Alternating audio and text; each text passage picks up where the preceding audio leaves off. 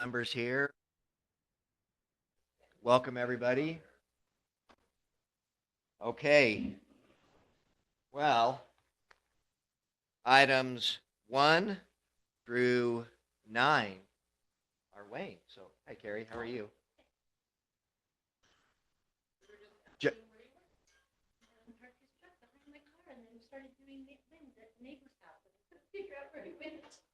oh, no kidding. Just put him in neutral and gave him the assist. No, you're fine. That's right. Um, These series of ordinances are amendments, except for the first one, it's a new one. Planning Commission has reviewed these, looked at them, and voted in favor of them. They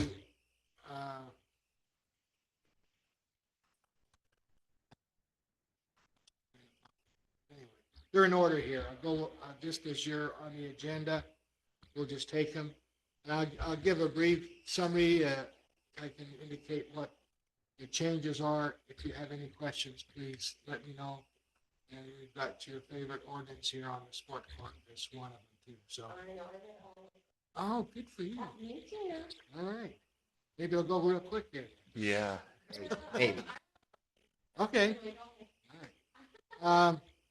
So the first one I got with Ted, and there's a state requirement having to do with connecting to sewers. And so we followed what the state code is. If somebody is within 300 feet of the main sewer line, then they're supposed to connect to that. This is in new development. The line, they need to extend that line to their home and the lateral. And if it's a new home construction, or if it meets a requirement that 50% of the remodel is increased, the square footage, and that applies to them as well.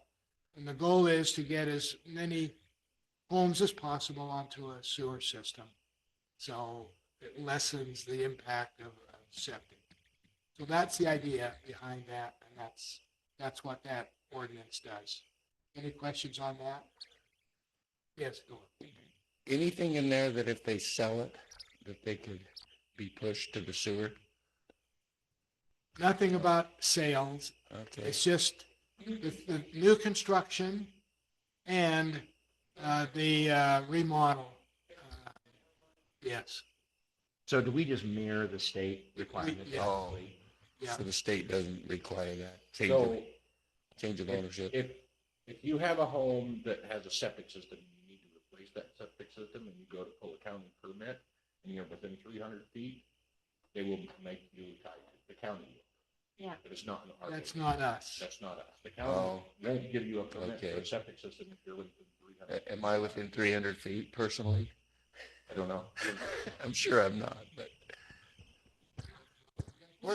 Oh, it goes down Summit Creek, doesn't it? Yeah, it's not. We don't have one down Little Hills Drive yet. I have do we? one question. No, we don't have any sewer there. There's No, not any on just, Woodland Hills? it's all down Summit, isn't Down it? at the roundabout there.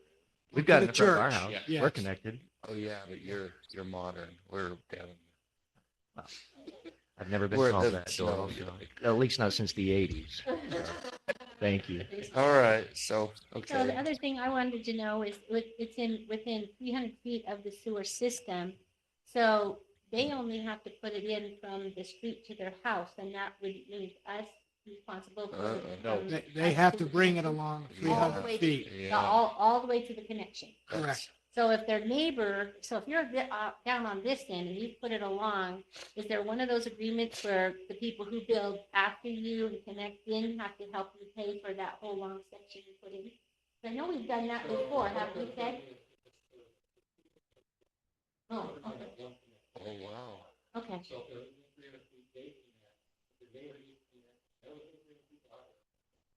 Oh, You're not gonna piggyback.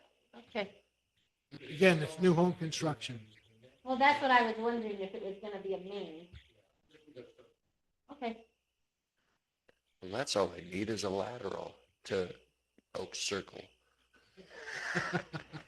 Okay. Maybe someday. The next one is our title 10.8.2 as in boy. And this is this is an update to our existing ordinance.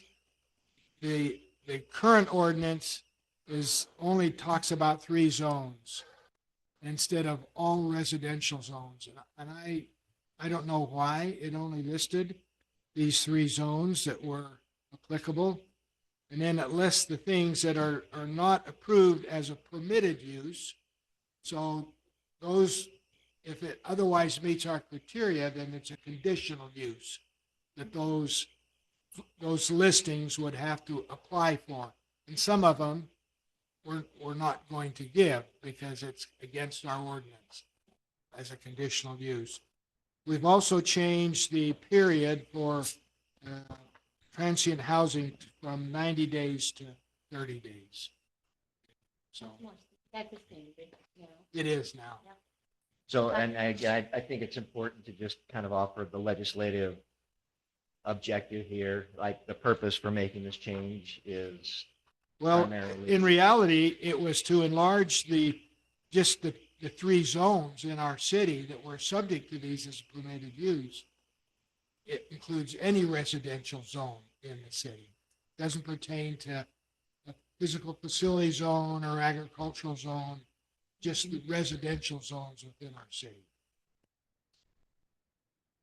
Any other questions on that? Will that prevent?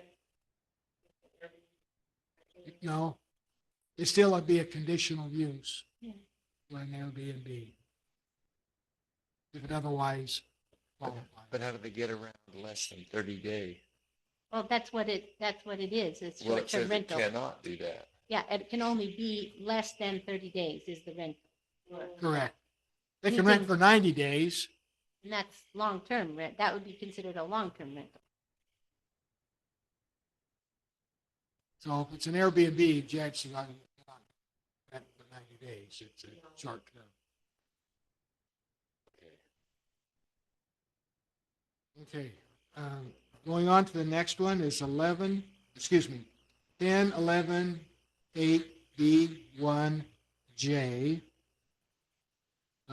What we've done with that ordinance, we've enlarged a garden area from 200 square feet to 600 square feet for the 8-foot fence.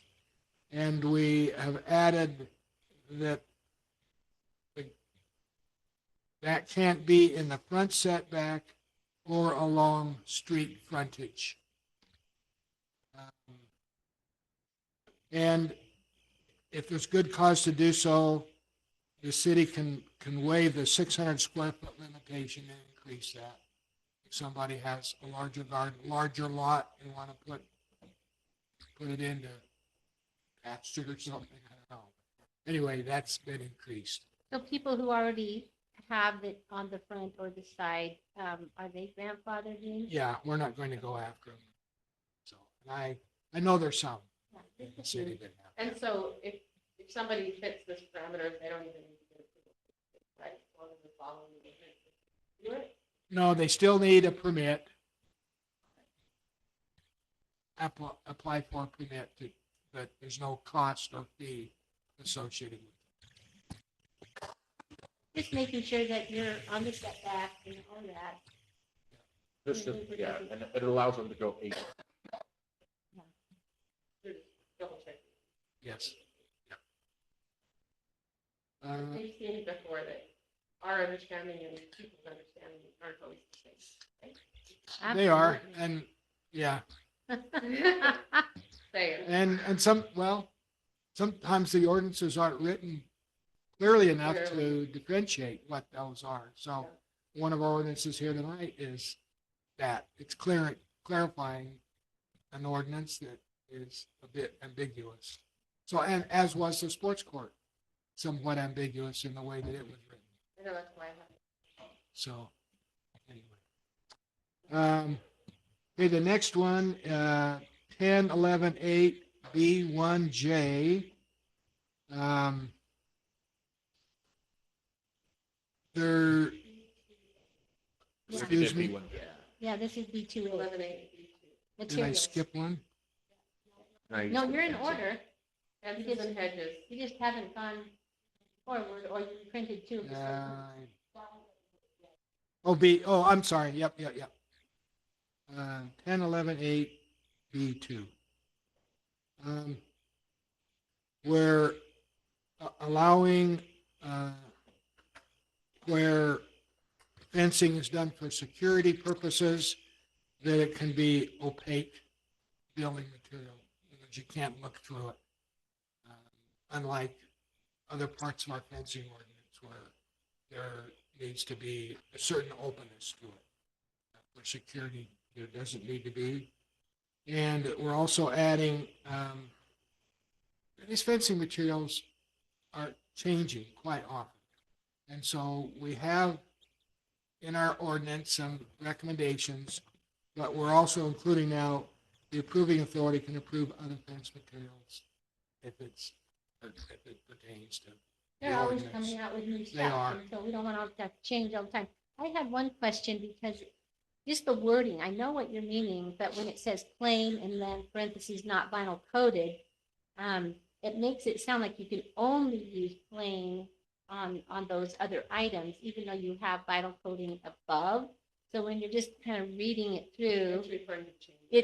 it just is saying plain, not vinyl coating chain may be used, and yet above it says you can use it. So it might, people might read that also, that they can only use plain there.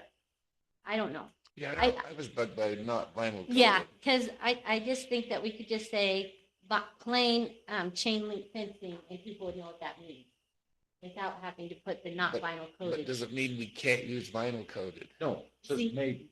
They're just saying Right. that that's an exception to the rule. But it makes it sound, because I had a couple people read it to see if it was just me or not, and they also thought that it meant, Oh, you I know, can see that. How would you suggest? not just put plain chain link fencing. Not- Because we have above vinyl Take coating out chain not link. vinyl coating. Yeah, we have the vinyl coating above, and we can put plain chain link above if we want, but Okay, I think that just in both of, you have it in two locations under the main spot that I think would be good to just, there it is.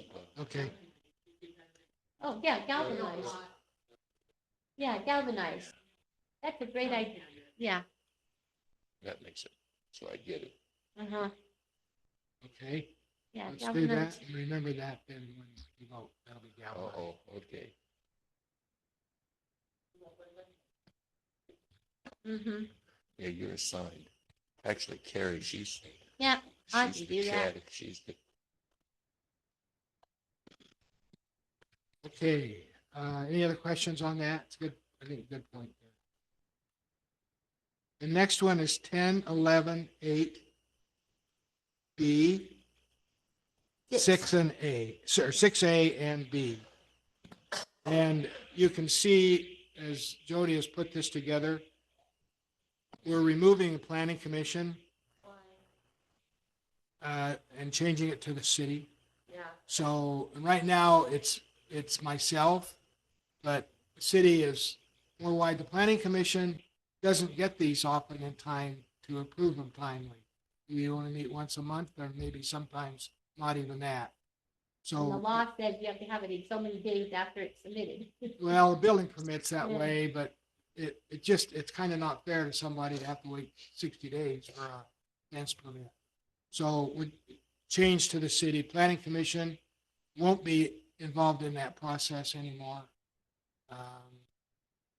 Just if the city and whoever the city designates them to approve these, that's who it will be, whether it's myself or somebody else. Well, that makes sense. When I read through it this afternoon, I was like, why?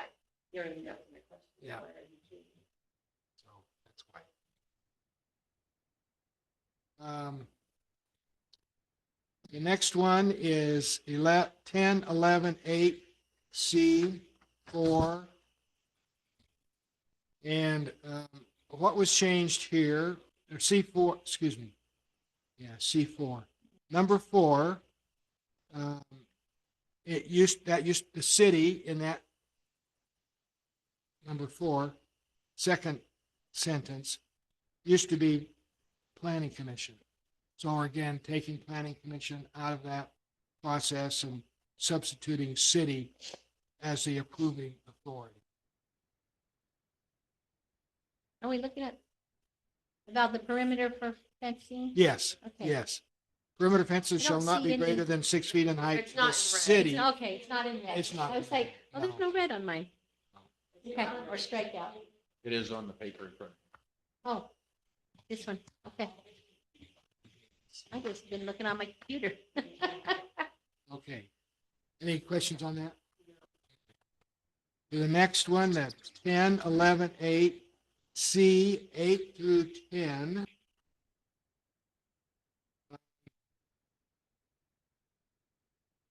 Item 8 there. All other requirements contained in 10, 11, 8, sections 2 through 8.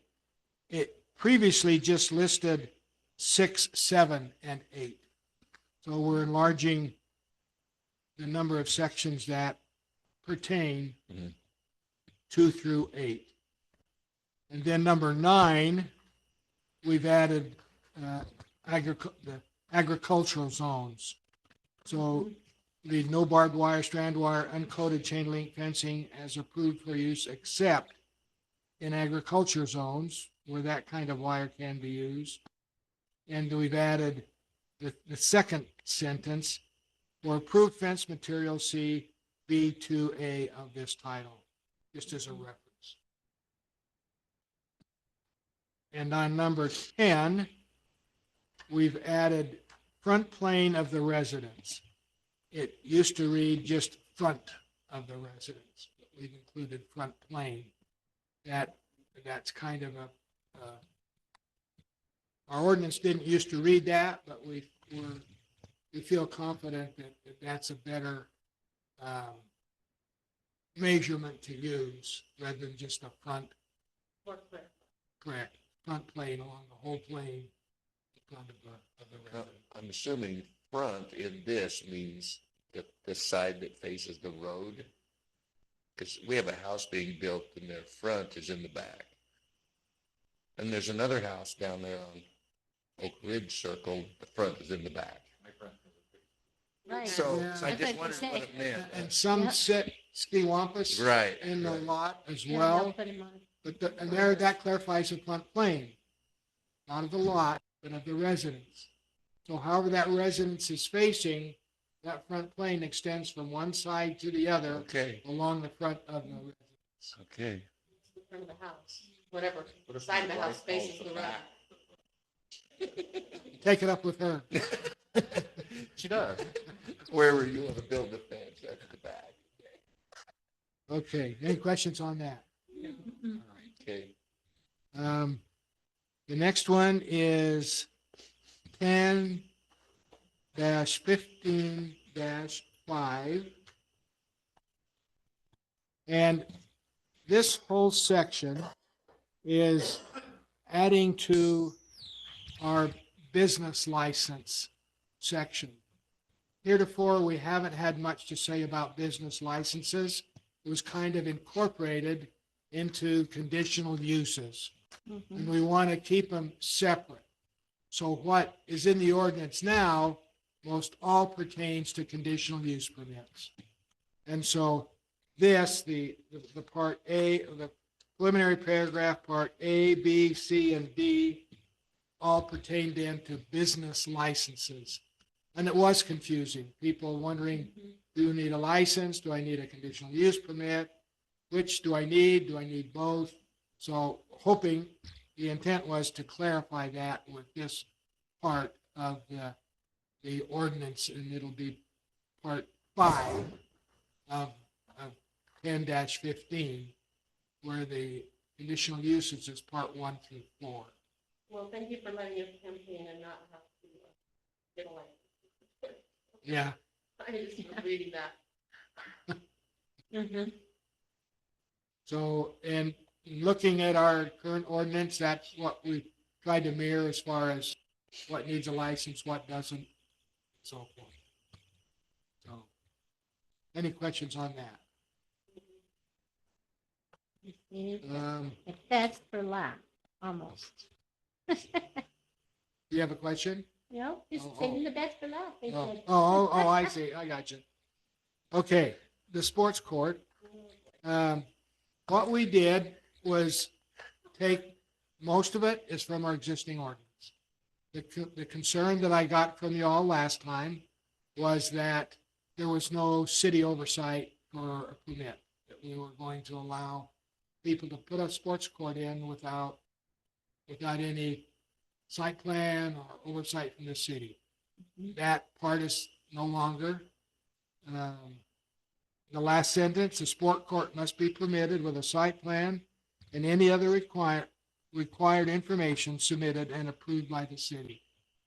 So we've also clarified in the first sentence, it says for purposes of this subsection, a sports court is an area for recreational activities that may use a fence to keep balls in, not as required a fence. So that's optional. If a person wants to put a fence up, they can. If they don't want to, they don't. But if they put a fence up, then it has to meet the city standard. So Yeah. that's kind of the concept here with this It gives them a little ordinance. bit of leeway if they're doing the pickleball court, and necessarily they're not throwing them high like basketball. And so, but I like that we put that last line in there because again, that's similar to, we just talked about the garden fence. It has to have a permit, but you wouldn't need one for the sports court. That's interesting. So, thank you. It's there. Plus, I just, my concern with the way it was before is just what somebody would do to their neighbor, right? Mhm. They encroach on their neighbors or build something monstrosity. And so the review Quality then of will, life. yeah. we'll Or monitor oops, that. I didn't know it was over your property line. Yeah. Yeah. Half the court's on your property, half's on mine. We have that. So I was gonna ask. No, but that would be included. They could not exceed whatever the city lighting requirement is in the permit process. If they're going to put up lighting, they will be required to follow the city in the permitting process, the city standard for lighting. Just like you would for your regular outdoor lighting if you have it. And I know, I don't know, there's no way to put that, but there are some lights in the city that shine in the neighborhood. It would be nice to somehow tell the people that are building sports courts. Sherry and I were thinking sunlight. Yeah, please, think about that and try not to. I angle think- that toward the neighbor. No, and that's a good point, but I think it would more appropriately be included in the update of our lighting ordinance to indicate. True. And it Yeah. just has those things on the outside. that make The it shield. The shield, yeah. So, and we probably need to do, I've got on my list, consider some updates, amendments to the lighting ordinance. Yeah, Illumination, offer to help. Yeah, brightness and the The shields, lumens, yeah. okay. That, Hey, Wayne.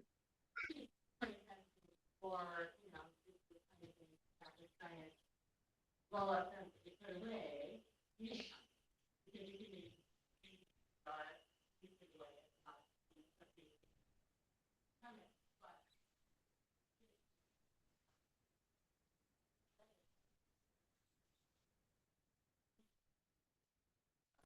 I don't think they do.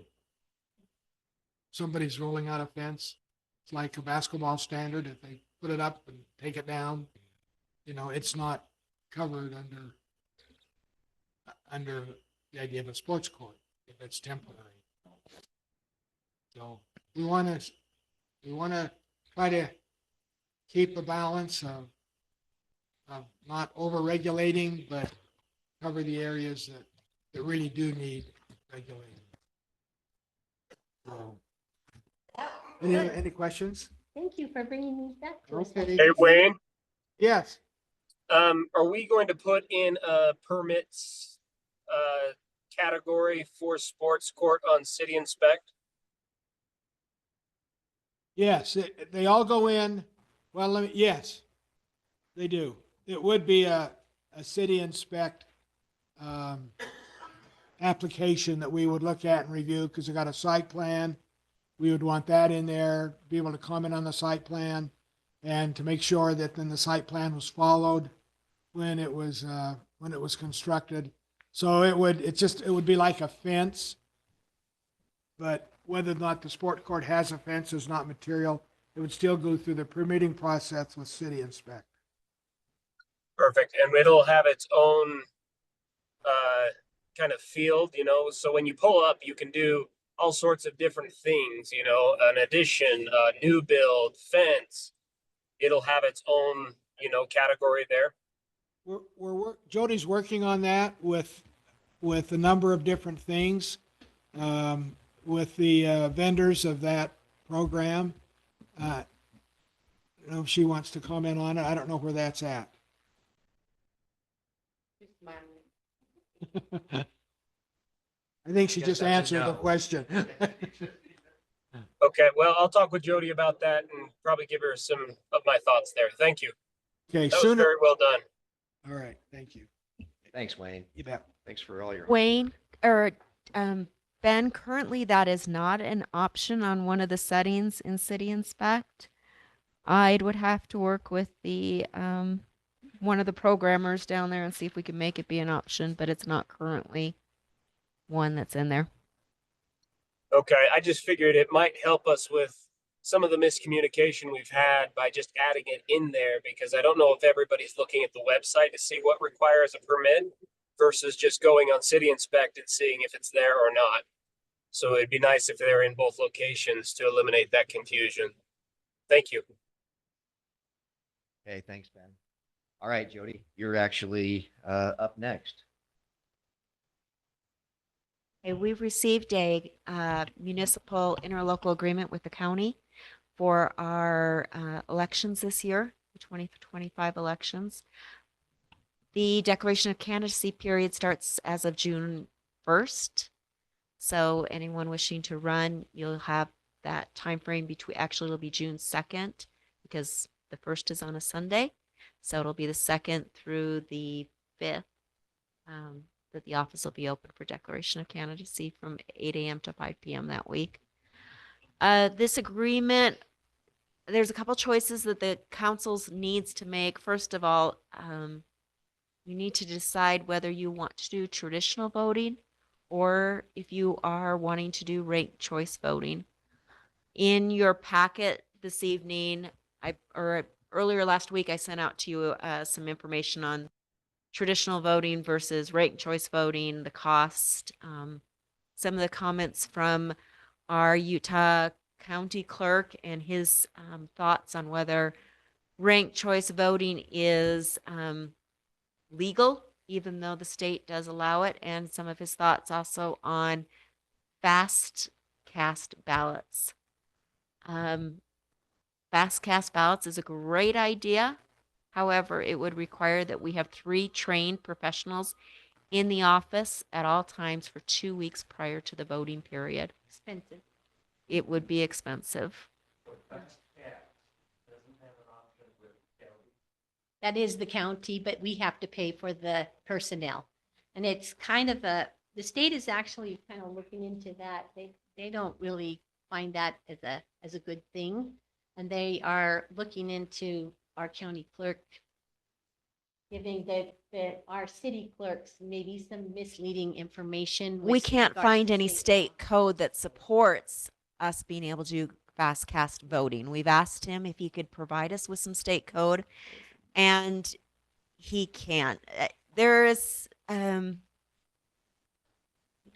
minor differences of opinion between our county clerk and the state. I'll leave it at that. It's not just a little, it's a lot. The state is concerned with the way our county is being run and the intimidation that has been given to the city clerks around the county. He has no legislative ruling at all, ever. And then to be able to tell our city clerks, this is the way you have to do things when it's not under his guideline. He is supposed to just run the election. That's his role. No legislative, he has no jurisdiction over our city clerks. We do, and the state law. So, But I will say that all the feedback I've gotten on ranked choice voting is generally negative. I don't think that, I was gonna put my 2 cents in that. I just remember some of the people that didn't get elected, they were confused because maybe on one round they scored higher than somebody else, but somebody else's cumulative of like all 3 rounds was higher than theirs cumulative and they got elected. It was very confusing.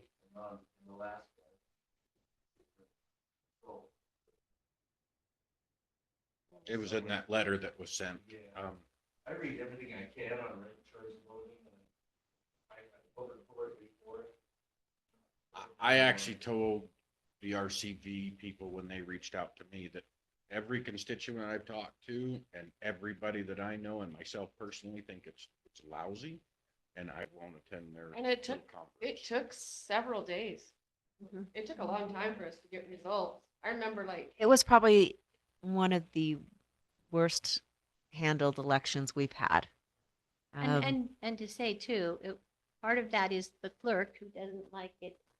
That wasn't done by that clerk though at that time. So But- Aaron but- Davidson wasn't in the position at the time. It he was got elected at that. Yeah, he that's got true. elected That's true. after That that is true. because there was, and I'm not putting blame on the clerk that was there at the time. It was a new program. It was Mhm. programming of machines that probably didn't happen correctly. And it's And- sometimes it's really good to go back to, counting. For us, it's easy. We've got 1,600 ballots. I'm not saying it's easy. It is time consuming, but if we had to go back and recount them by hand, we've done that before and we can do it again. Mhm. But A lot of the other cities who had chosen ranked choice like we did have also decided not to do it again.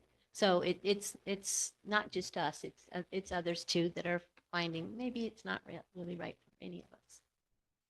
Jody, I looked at your information about $2.75 voters in Davis County. That seems like a good deal for me. I mean, don't they handle the printing the ballots, packing them, mailing them, all of that stuff? that include all the printing, the packing, the mailing. We still have to do advertising. So we will still have to do our own advertising because they don't do the advertising. And I will still be required to be here. But that allows residents to either put it in a drop box, it can be mailed. The one thing, though, I do believe changed this year is it does have to be postmarked or received the day of the election. So don't wait to the last minute if you're going to mail it. You're going to have to mail it ahead of that Yeah, date. Postmark has to be by 5 o'clock, isn't it? It's not just the postmark, the actual ballot. Ballot has needs to be Has to be received. Yeah, it by used to 5 be o'clock just the that day, yeah. postmark, but some of our Yep. places in the state get shipped outside of the state before they get shipped back in, depending on where you live. And so that was a problem. In our city, I would put that box right out Mhm. there. It's easy, it's cheap, and it's also protected. We do have cameras on it, so if anyone worries about tampering, there is no tampering. And we do have, the county does come and pick it up several times during the day. Their last pickup is usually at about 6:30, 7 o'clock at night. Once those boxes are opened, and they start picking them up at 7 a.m. in the morning. So if people are concerned, don't drop it off between 7 p.m. and 7 a.m. or 6 a.m., but you can drop it off any other time and it won't. The state pays for the camera, right? 24/7. Well, actually, we're required to have the recording 24/7, Yeah. which we do. They did pay for the installation of the camera. Yeah. So- That works really well. and so Jody, this interlocal agreement though, are we committing to ranked choice voting? or No, not? in this interlocal agreement, we're only committing to the county handling, like Our Doral election. said, our election, the mailings, the tabulation, allowing people to come to the county building and vote early if they want, picking up of all the ballots. And then I actually will be there on the day that the ballots are counted. So So it's just our regular regular agreement we do every time we have municipal elections. So we can't decide tonight that we don't do ranked choice? You can decide tonight. You're not going to do ranked choice voting, and Yeah, and I we don't. recommend If we we- were going to do ranked choice voting, we would have to pass a resolution, Oh, and I would have to put that resolution on the next agenda. Yeah. I think that we would have to post it in We advance don't if we're have going to anything actually on it. make a We decision on don't. it.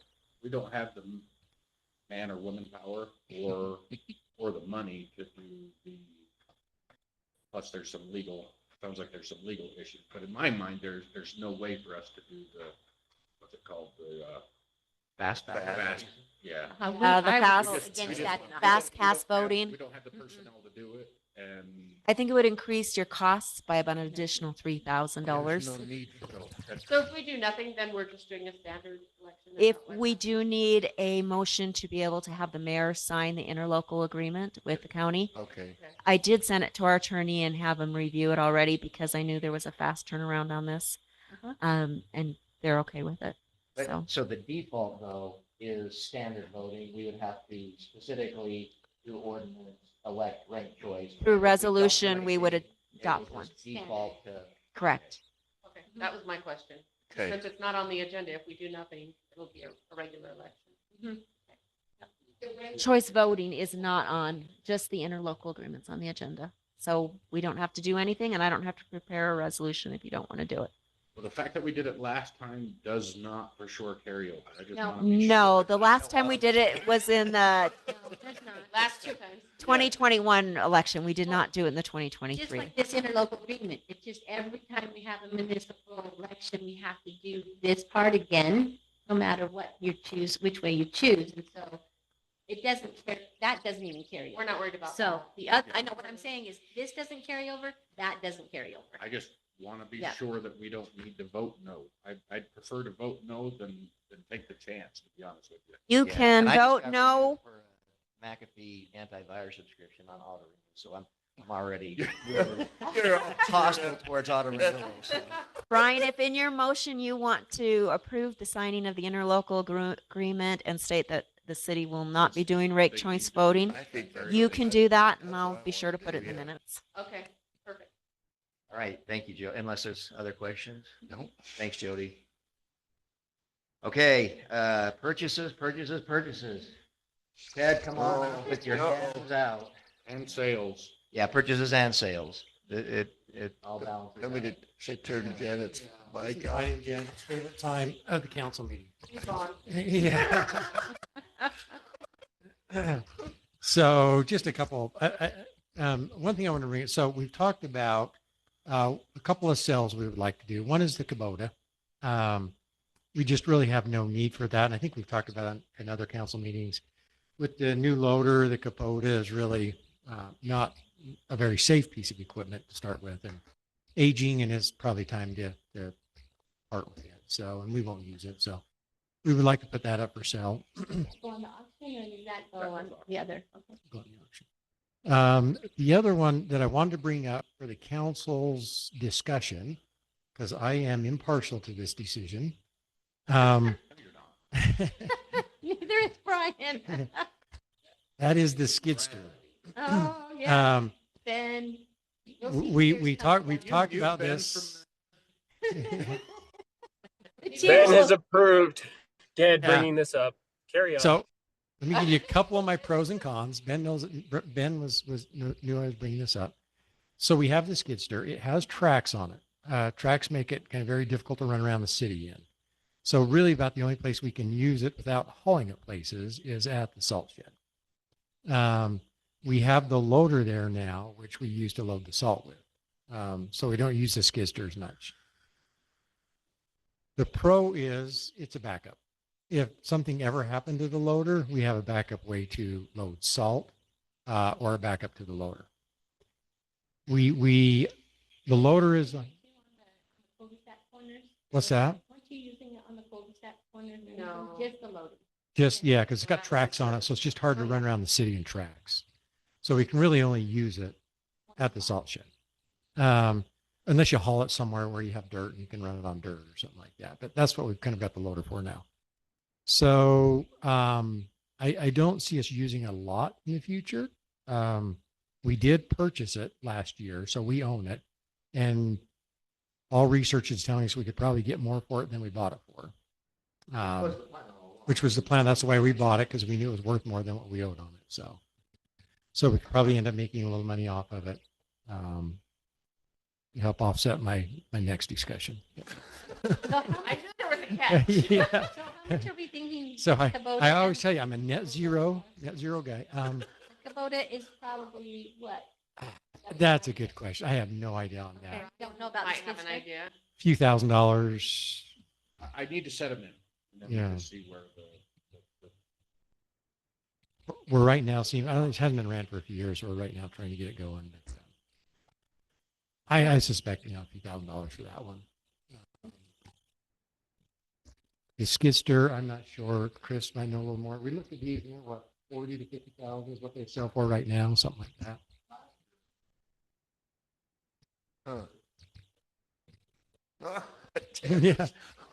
Yeah, where was it? Maybe actually we'll make more now because everything else can have tariffs on it. Yeah, Oh, maybe we imported should have here. had a Yeah, there you go. Yeah, that's what we need. The mayor can act. So we're selling two pieces and then we're well, buying So what? one for sure. The other one is the skid steer. Like I said, I'm impartial about it. So I wanted the council to kind of weigh in on your thoughts on keeping or getting rid of the skid Well, I steer. want to hear from Ben. Is he Yeah, 'cause for he's it? the one that uses it. You loves the skids. Ben's Okay. invested in this. I so- do love the skid steer. I love the backup piece of having it, but in discussions, really the loader will do for the most part everything that the skid steer does.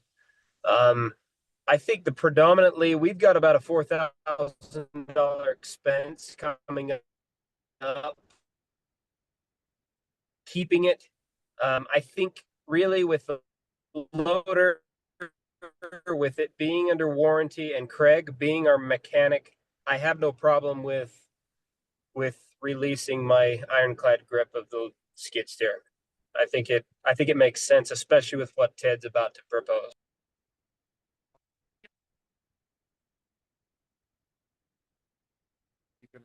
You can always rent one if we had to. So, I There's mean, it probably a doesn't few seem people in like, town that have one that we could rent it right from them. well, maybe. That presents a new service. Yeah. I suppose so. So I'll let you guys decide on the skid steer. So skid steer. Ben probably does because he's probably the only one that's put time on it. But I don't. I'm very minimal. It's going to be really. We used it part of this snow season because we had the hopper or the conveyor belt. So we used it to load the conveyor belt system with. But now that we don't have the conveyor belt anymore, the loader works is what we use. It works fine. And the loader is a lease, so we kind of renew that. We keep it under warranty. We'll be renewing it, every three years. So Well, let's hear what your next, wait. Tell me the net. Come I- on, I Mr. have- Net Zero. Yeah, let's hear it. So I'm still going after that helicopter I've been shooting for. I need to get from here to my house a little quicker. Yeah. Yeah. They flew in on their helicopter when they took our other people. No, so I would really like to purchase the sweeper that we've talked about for a while because we've sold our sweeper. We made some money on that. We made some money on a bunch of our plates and everything else we sold. Still have more that I need to post. We still have more. Bed from the utility truck is ready to post. I have a whole list of items that I need to post. I just been swamped. The sweeper is an attachment to the new loader. So it goes on the front of the loader and you can use the loader to do all your street sweep. No, just like we have the snow blower that's an attachment, the sweeper, same thing. What's the cost, Ted? It's about 11. Well, the last quote I have, I'd have to get it updated because this was 4 or 5 months ago. It's about 11,500 for the sweeper. And that's for the kind, so you can get one a little cheaper that just blows the dirt out, but the state doesn't like us or actually let us use those anymore. We actually have to use ones that collect it. Every Quite a bit. Yeah. Yeah. We have a lot of sweeping right now we need to do just because a lot of our city doesn't have roadside ditches, so we get a lot of this sediment in rain, especially when we hit the spring. Well, I know like down Broad Hollow. Well, Yeah. every storm, there are intersections that need to be sweet. Mine's one, Um, mine's really bad. Ours Yeah, we is. get streets. And when we do projects, it is nice to have. We actually used our other one quite a bit, and it did pretty well until we had to start towing it to sweep with.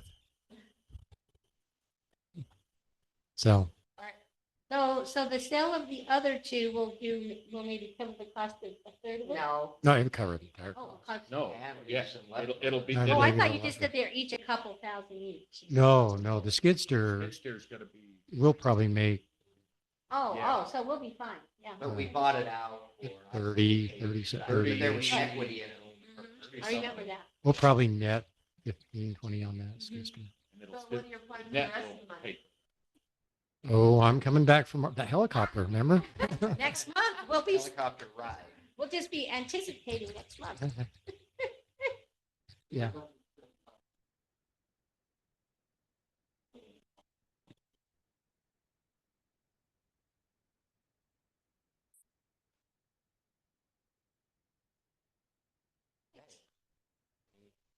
Thanks for that. That's it, right? It was just Is those. that why you brought Chris here today? He's my muscle. He's my hired muscle. Yeah. The No, tan I'll throws you off. I'll give you another update during Public Works. That's Okay. Okay, and update on sale of surplus equipment. I mean, we, Kind of had that. yeah, I don't know if there's anything more that we can, is there anything? there's still a few minor items we're looking at getting rid of. We have some Post hole digger, there's. some- post, and then we got the manhole extenders that we really don't need. Yeah, It's haven't even gotten yeah. I've got a it's- whole list of them. I just apologize. No apology necessary, but we're making, We're gonna punish him though. yeah, well, we're doing a closed session. I think we'll do, on some of these things, I think we'll do better. You think the extensions, springtime, summertime is when, hey, the tractor. You sold out. This is the time. That was weird. Bobcats. I mean, Yeah. it isn't The Crooked hurting Road, us I'd not lose. to- I mean, if it was a snowmobile, we'll kind of pass. Right, But these things are actually Hmm. going to be better.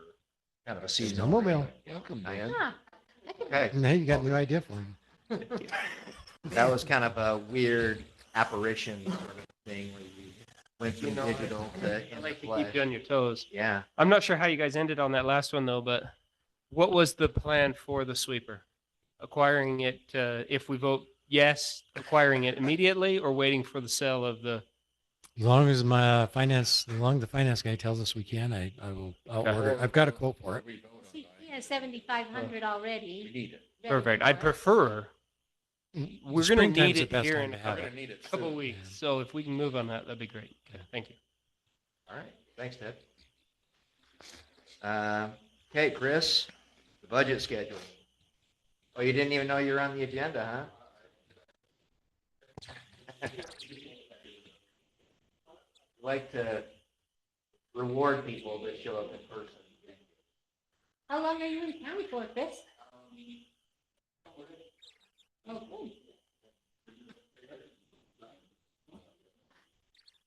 While you're getting that together, we can actually just come back to you. So why don't we move on to the grant updates? So I guess taking your seat was a little, or your other seat was a little premature. We just closed the circle. Uh, I'm under watch. oh yeah. My steps, got my steps and my activity and my standing up. I got all that at the city council. It pays to come. We are concerned about your health, so, you know.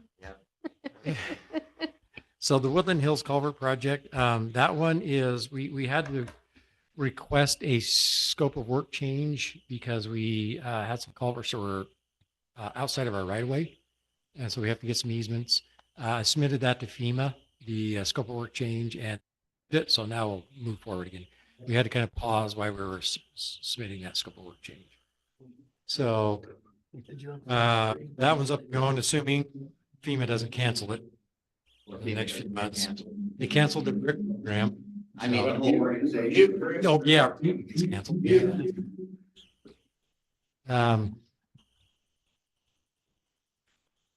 Ready, Set, Go. Haven't heard anything on that one yet. And I'll just do the MAG Trail Feasibility Grant. That one, we had a kickoff with the consulting firm. And right now they're just in a data gathering mode. They're just gathering a bunch of data. So we haven't had any updates. Okay, thank you.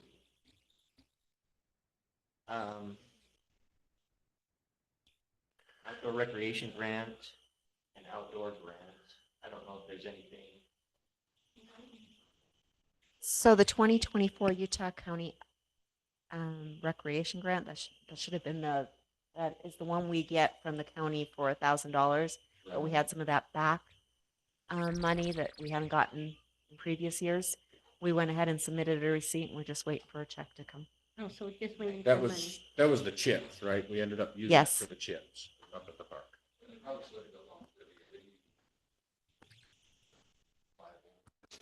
Even every other year, that we won't be having such a huge bill. And that's $1,000 check. This one will actually be for 4,000. Oh, so we submitted a invoice of 5,900 or something like that, and we'll get 4,000 back. Go back in Nice. budget. Thank you. All right, Chris, Okay, take it away. so we're in budget season and kind of got a schedule going here of what we're looking at time-wise, potentially for the budget this year. We have started gathering the numbers. We have a finance committee meeting tomorrow night. The finance committee members are meeting with some of our staff and gathering potential expenses for next year, which at that point, then we will turn those into a budget, give them to the mayor. My mayor and myself will go over those and then present them to council for your guys' review. So this is just kind of a tentative schedule that we've put together. So starting April 9th, which is tomorrow, we have the finance committee meeting. Then April 18th, I will gather the rest of the numbers and have the numbers and preliminary budget to the mayor, and the mayor and finance director will present the budget to you guys on April 22nd. So if we want to, Wayne and I have been in discussions about this. We're reading the code that we might need to have a temporary budget hearing. We might not need to have a temporary budget hearing. The state code kind of says we do. Talking to the finance directors, not really anybody does it. But if we do want to hold a tentative budget hearing, we probably want to post it for April 22nd.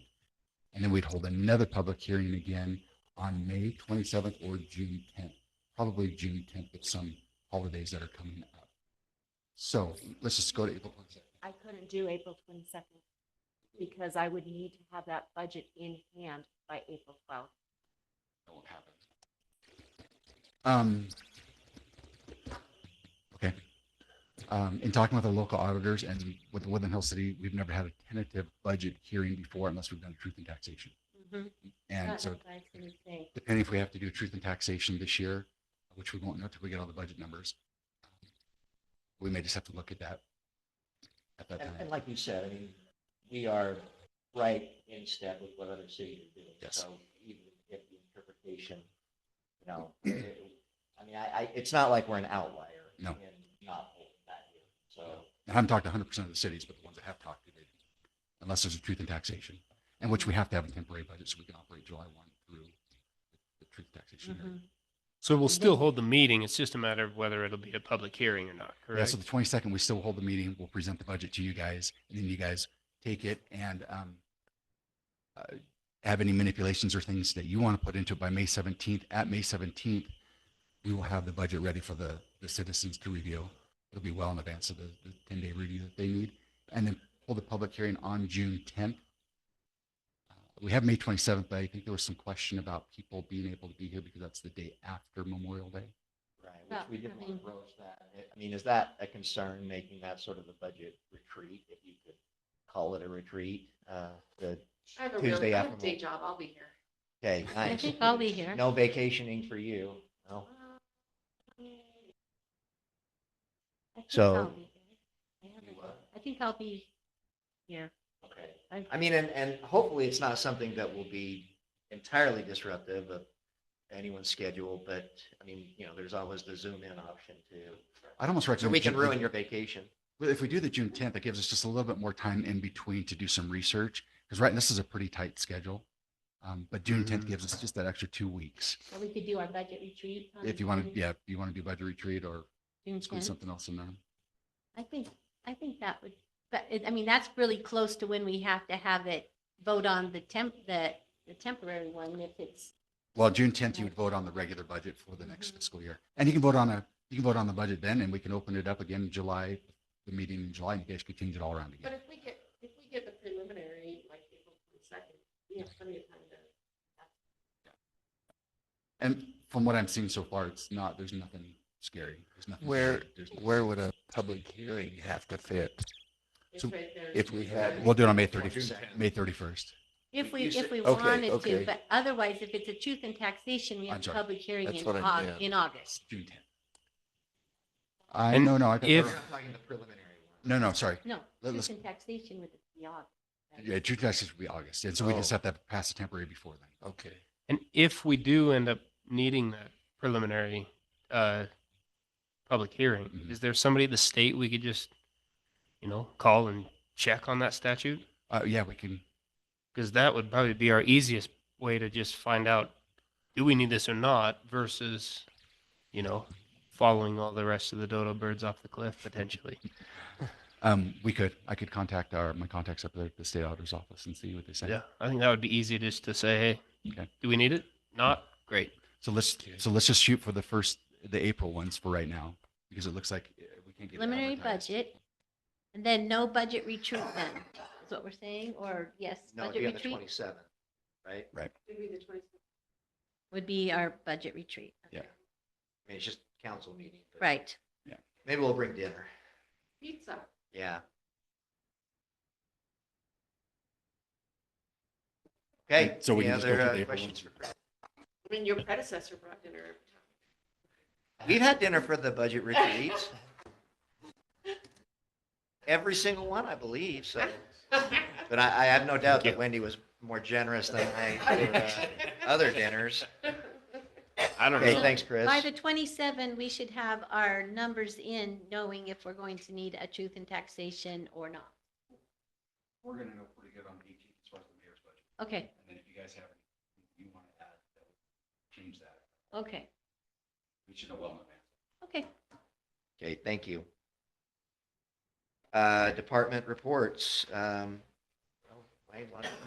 Wayne, not Wayne, Ted, excuse me. And then Wayne.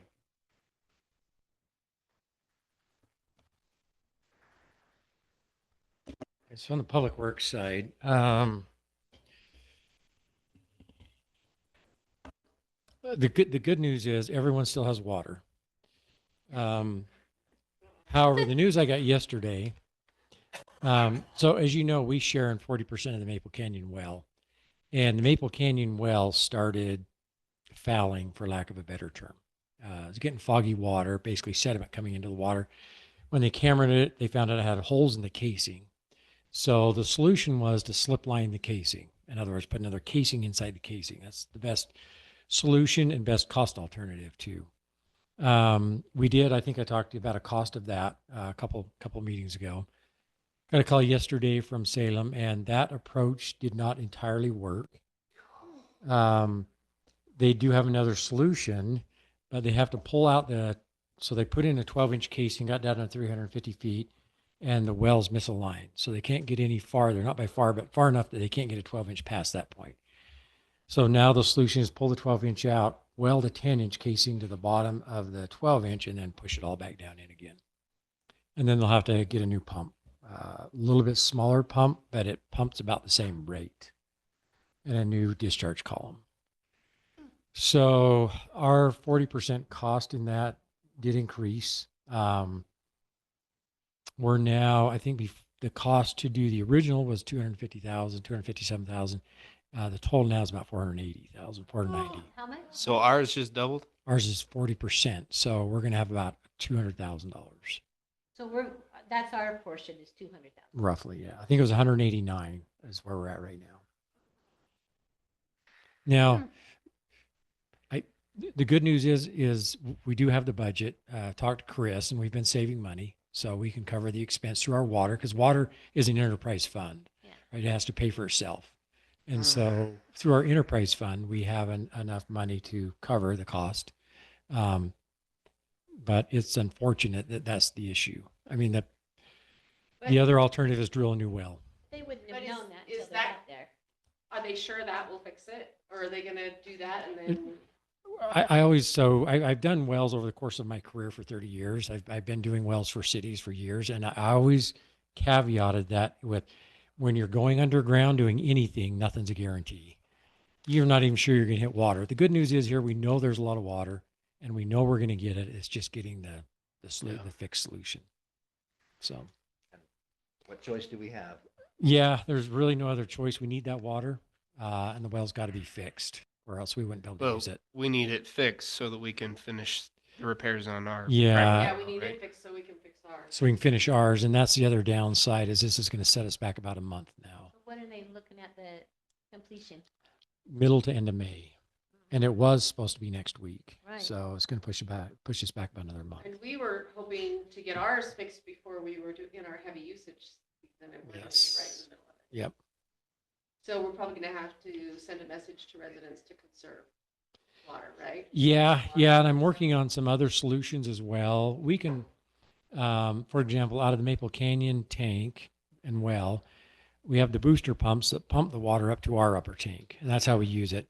That pump will pump about 550 gallons a minute, and then we have a bypass that will bypass about 150 to 200 gallons a minute that I can send to the lower part of the city without having to pump it. So total, I can get about 700 to 750 gallons a minute through that booster station, which is about the equivalent of what we get out of that well up there. And last summer, we used this well for 2 weeks while that motor was being fixed. It was a little nerve wracking. Like I explained to the city, there were times I was down on my knees in front of the computer like this, just watching our tank levels, hoping they maintain, and we did survive. To come up with a better solution, I'm working on that right now to possibly run both those pumps by dialing back the speed a little bit. So maybe we can get 900 gallons a minute out of that booster system.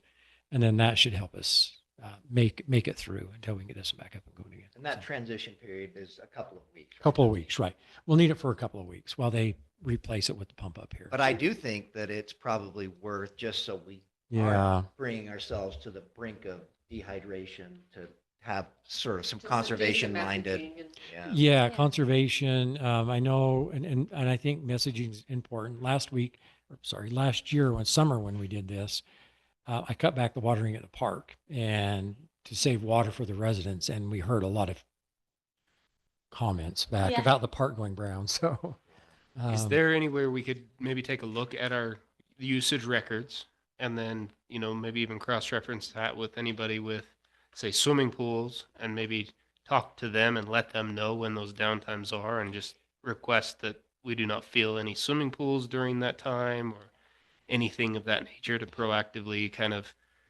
push those large consumption points to one side or the other of that downtime? Yeah, and our biggest users, most people are pretty average. We do have a couple that are a little bit higher users, but the biggest are like the churches. That's the ones who, and then our park is probably the biggest demand. So I'll cut back at the park if we need to, but I'm hoping to come up with solutions that we don't need to implement any kind of conservation measures, but it's just something to keep in mind. And again, hopefully only 2 weeks. Yeah, and it'll only take us 2 weeks. They've got a plan of attack, so they should be able to complete everything up here within 2 weeks, and we'll be back up. and Scary running. thing is that it's in fire season. It's in fire season. It'll be right at the end of May. Now our demands really don't pick up here until probably the end of June. I was gonna say, typically the first part of June is still pretty wet. Yeah, end of May, first part of June, we're usually okay. Usually when we get to the end of June and in July is when our demands really start to go up. Unlike a lot of the lower elevation communities where they start to see it from about mid-April on. We're not quite as bad, so. All right. And now for the good news. We still have water. Right. That is good. Yeah. Well, I think with the messaging too, it's, hey, we're just gonna be doing some repairs, so because we don't want to make people panic thinking, oh my gosh, we're not gonna have water for 2 weeks, and then it really messes us up. But just that messaging of just kind of be careful, we're gonna just repair some things, but we'll have water. Don't put it in We really hope. long from seed that you have to water 6 times a day. Yeah, yeah. I'll tell my husband.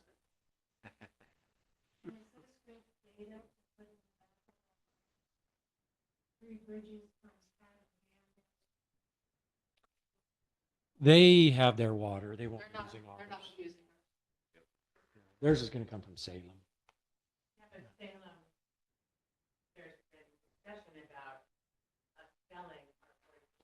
No, they've talked about that, but we can't sell 40%. We've already had that discussion with them.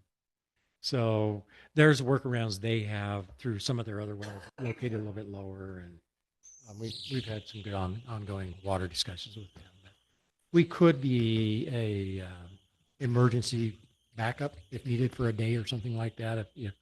Depending on the timing of it, to help them out if we had to, we can cross feed each other. Yeah. So Salem can help us out, and we could help them out if we needed to. But that would be in just a dire emergency. But our 40% we will need it. So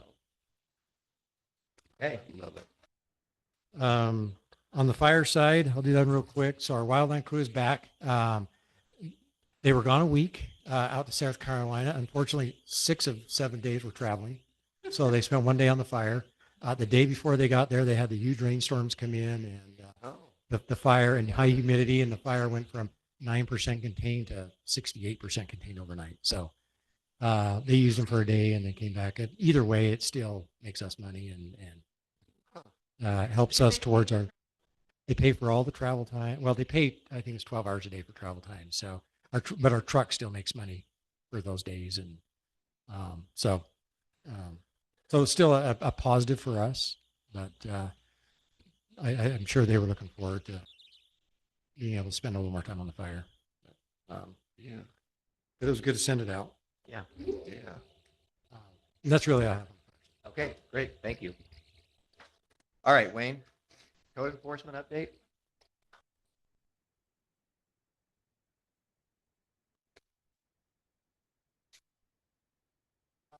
I'm happy to report that most people in the city are happy with their neighbor. How do you know, Wade? I haven't gotten said any most. complaints recently. I'm still working on some old ones, but so anyway, things are going good. Nothing out of the ordinary, and there may be some good reports here in the near future. I don't want to jinx it, now, but more to come. Okay. Threatened bodily harm lately? Good news. No, Good no. Okay, good. After the town hall and it kind of came up, though, some people didn't know how to, I'm going to make that on the next newsletter to put the instructions in there of how to with the complaint process for people to know, so they don't. So one less place they have to go to read it. Do we Make have sure you put anything? step 1, talk to your neighbor. Yeah, there you go. Step 2. I mean, is it just a link on our website that they just need to go to? It is. There's a That's what I thought. complaint form there. They want That's you to. step 1 was called. I think that would be great. Okay. Step 1, Hey, call thanks. the mayor. Yes. I would say step 1, post something critical of on me on Facebook. Facebook. Yeah, And that's the then first step one. 2, call. Then number 2, call the fire chief. Okay, thanks, Wayne.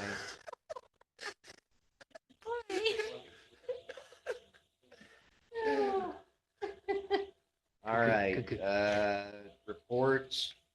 SESD, we met yesterday for our resource meeting and today. I don't really ever have anything to report. I mean, I do think it's worth noting. You know what?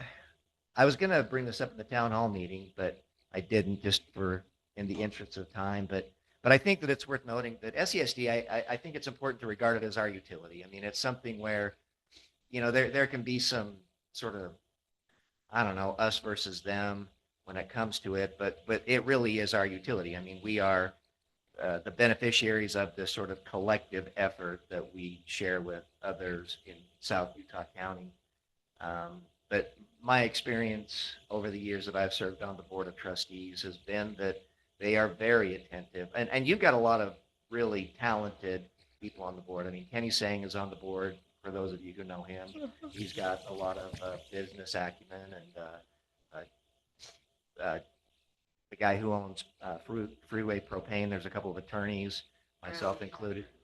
What was that? Browns, Mhm. freeway propane. Oh, yeah, Yeah. yeah, Joel Brown, yeah. And then Richard Bayling. But it's a group that is very attentive to keeping costs down and trying to get resources. So I just think it's something that as a council, it's important that we not hit ourselves against our utility, because I do think, I mean, these are volunteer. Well, there's a small stipend about what you get paid for this job, but it's something where they're doing it for love of community. So anyway, I in the years that I've been on the board, I found them to be very conscientious of costs and very attentive to the needs of the community.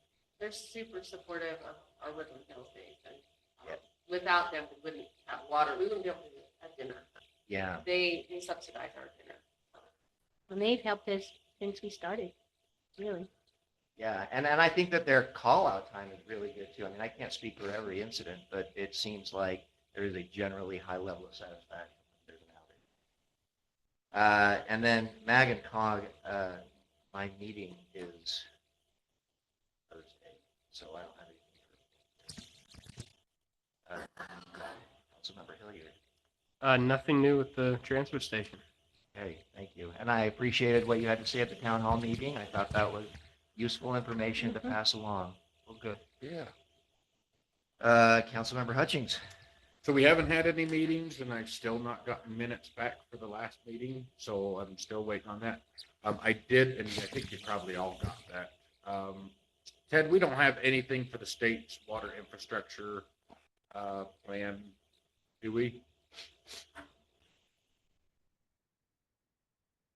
We do, and they're sending out a link tomorrow where you can should sign have up it for now. any, they're trying to get a handle on any of the projects throughout the state that would maybe need funding.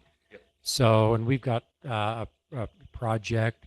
I got the pre-email today, which says there'll be a link coming tomorrow to actually list the project. Okay. So, yeah. Yeah, I got it today. I got the link today, so I could always forward it to you if you want, but maybe it's the same one that I got. It might be. They just noted that to be able to actually get into that, it's like a Google, whatever, to sign up your project. Yeah, They'd so send this would tomorrow. be funding from Department of Natural Resources for state water infrastructure. Yeah, I think they're doing away with going to DDW and all the separate organizations for funding, and they're going to try and bring it all under one. So that's great that we've got something that we might be able to take advantage of that. Yeah, I'm going to list it. They're trying to just get a handle on all the projects right now, so I'm going to put our project down. That's all I got. Okay, thank you. Councilmember Kiston. All right. My report's about dispatch mostly, but I wanted to start with thanking the council for attending the appreciation dinner for the fire department. We always like to see you there, so thanks for that. Dispatch is still making good, they're giving us a good service. They always talk about needing more hires. They're still trying to find, they always are short of staff. So because they don't have a full staff, there's a lot of overtime. And so there's talk about how to reduce the amount of overtime they're paying, but they're working out those issues. I wanted to mention that many of our citizens, I'm sure, know where Little Sahara is. And Little Sahara, their biggest use comes up at Easter. And so they usually get about 30,000 people out there on the Easter weekend. There are multiple 911 calls every day. There's a helicopter call every day. And so Juab County has to foot the bill for all of that. And the BLM doesn't pay anything. They don't even get any of the gate fees that are paid. So it really frustrates them. And turns out that Moab has the same problem with their tourist use of the 911 services. The feds don't pay. I think that It is Senator system. Curtis is working on that, because he and I talked about it not I'll too long bet. ago, and that I'll they were bet. gonna say, if it's happened outside of a jurisdiction of a municipal government, and, because a lot of them are tourists from other states. Well, they and so- are, yeah. And so all of our Yeah. resources are going to help somebody, I mean, we want to help somebody. Yeah. But none of their taxpayer dollars are even contributing to the rescue or to, or to whatever, and so he's working on that, on how maybe Yeah. a balance, but I There can't are- remember the There details. are a lot of parts to it. They've done studies, and people that go to the Little Sahara, guess where they eat? Chick-fil-A in Provo. So that's where they're getting all their money.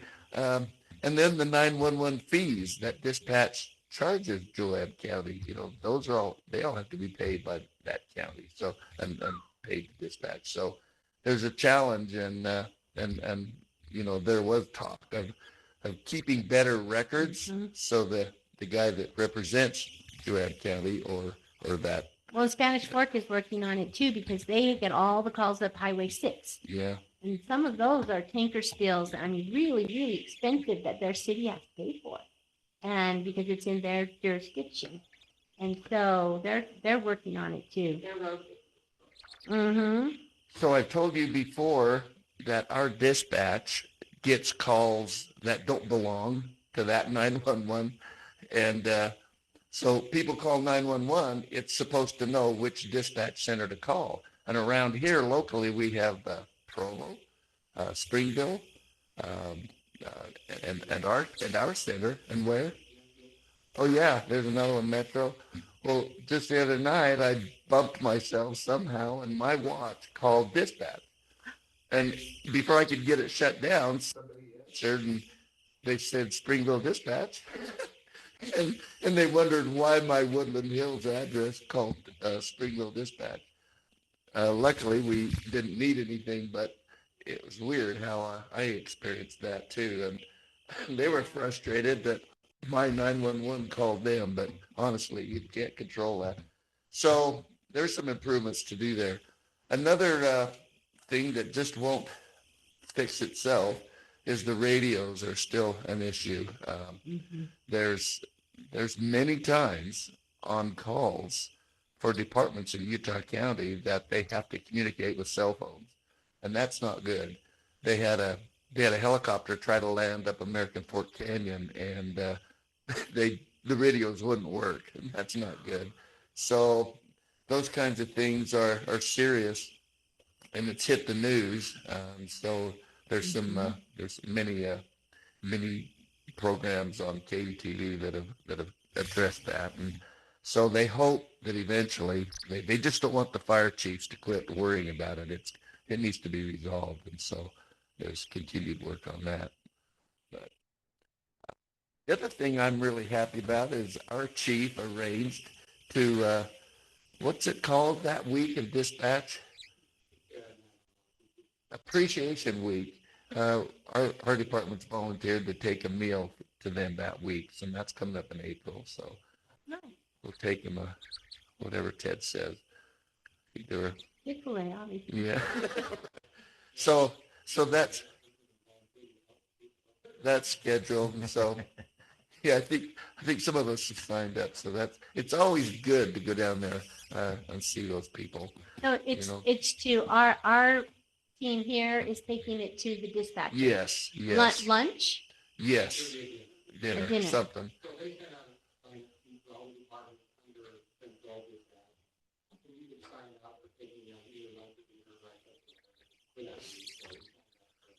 You're doing it like, is it like potluck, you're making stuff at home, or do you go to No. a show? We'll Okay, pick I up have something. something for you before you.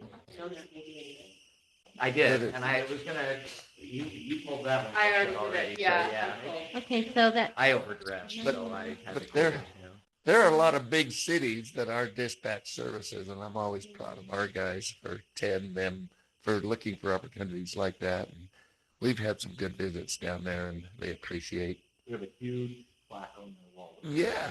Oh, Yeah, nice. I yeah. like, So we have a good history with them, and it really builds friendship. Ben, you started this, so thank you. I think I had that assignment for what, 3 weeks? You loved it, Well, didn't you? and we've done the tour there a few times. Oh, and yeah. That's Yeah. always good when they see us there. Right. And I was going to tell you, Doral, to tell them thank you. I was recently in Kansas City and there was an accident. And I volunteered to call 911 for the people who were in the Uh-huh. accident. I was on hold for over half an hour. Yikes. And then finally the lady comes on, she says, yeah, we can't come. Wow.